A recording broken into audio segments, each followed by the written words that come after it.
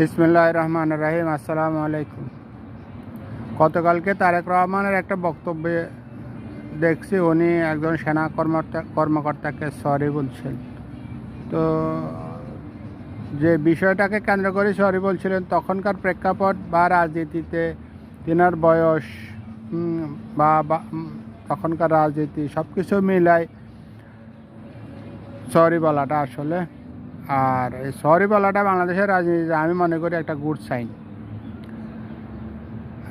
আর আমরা বাংলাদেশি যারা সৌভাগ্যবান বলতে পারি যে আগামীতে বাংলাদেশের রাজনীতিতে আমরা বিশ্বমানের একজন নেতা বা নেতৃত্ব পেতে যাচ্ছি বা ইতিপূর্বে পাইছি বটে।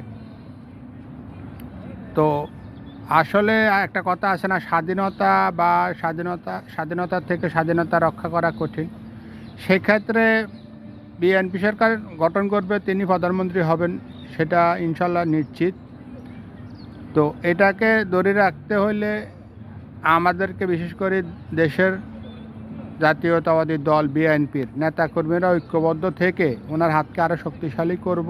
পাশাপাশি দেশের মানুষ আমরা ওনাকে সহযোগিতা করব। দেশের রাজনীতি, অর্থনীতি, সমাজনীতি সব কিছু মিলায় ওনার হাতকে আমরা শক্তিশালী করব।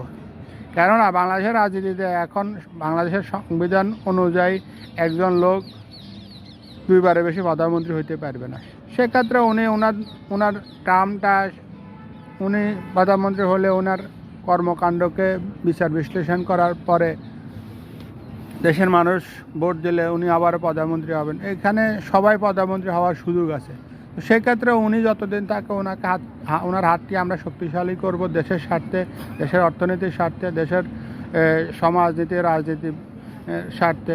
আমি মনে করি ওনার নেতৃত্বে দেশের রাজনীতিতে বা অর্থনীতিতে, সমাজনীতিতে গুণগত একটা পরিবর্তন আসবে।